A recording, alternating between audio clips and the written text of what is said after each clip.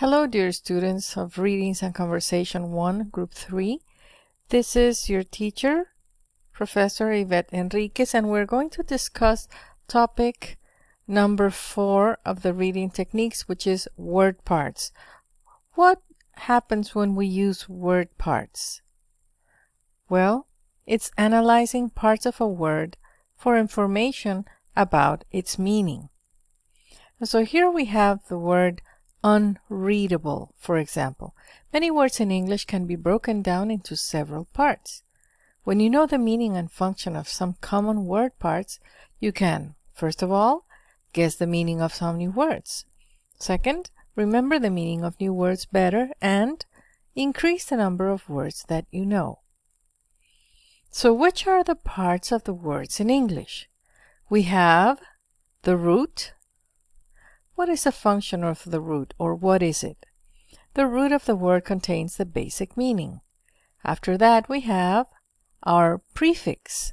A prefix is a letter or group of letters that is added before the root to change its meaning. And finally, we have what we call suffix, and a suffix is a letter or group of letters that is added after the root to change its grammatical function. So many words are combinations of these parts. Let's have an exercise. Here we have 3 words. We have creative, we have unbreakable, and we have illogical. What is the root for the word creative? Correct, create. What is the root for the word unbreakable? Yes, break. And what is the root for the word illogical? Correct, logic. Does the word creative have a prefix? If it does, what is it? It does not have a prefix. Does it have a suffix? Yes, it's iv. How about unbreakable? Does it have a prefix? Correct, it's un. How about the suffix? Able. Correct. Regarding the word illogical, which is the prefix? Ill. You see here, there has been a duplication of the L, simply because that's the way the prefix goes in the case of this root word. And what is the suffix of illogical? Al. Very good.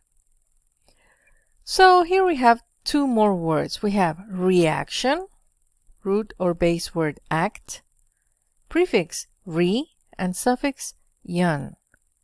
And we have unhelpful, root word help, prefix un, suffix full. Roots that can stand alone as words are words like cheer, happy, usual, break. Some of them are verbs and some of them are nouns. And then we have another kind of root, which is roots that cannot stand alone in English. These are many of the roots that come from Latin, Greek, and others. For example, philos and biblio. The spelling of the roots from other languages is often changed when they are part of an English word. Here we have some more prefixes, root words, and suffixes. Try making some combinations with them and just practice on your own. Now it's your turn. Exercise 1, pages 48 and 49, and exercise 2, pages 50 and 51. You can pause the video now and work on those exercises and then come back. Okay, let's go to prefixes. Since each prefix has a meaning, when we add a prefix, we create a word with a new meaning.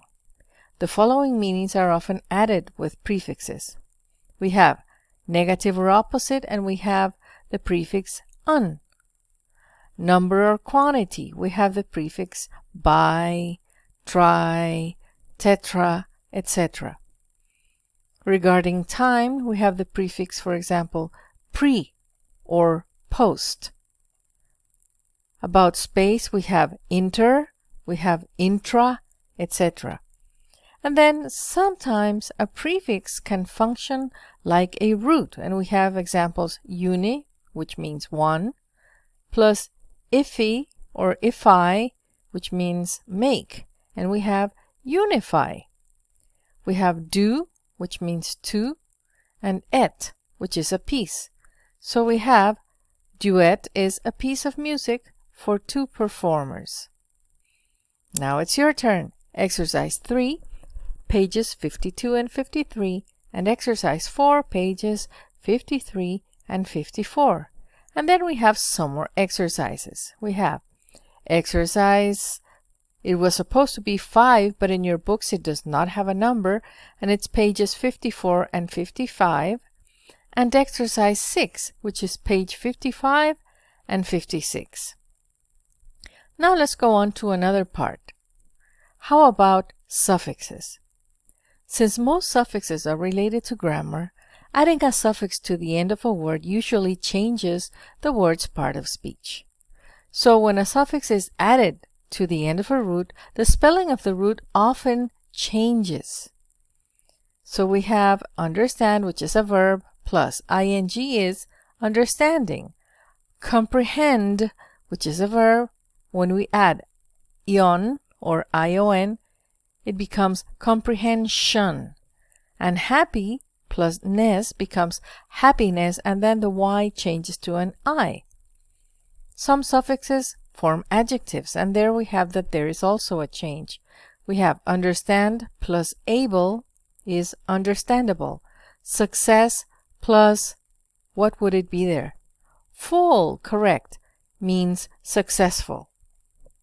Some suffixes form adverbs, and we have words like understand, which is a verb, plus ably or able in other form means understandably. We also have happy, which is an adjective, plus ly becomes happily. Now it's your turn. Please do exercises 7, 8, 9, 10, and 11. This will take you some time. They are from pages 57 to 61.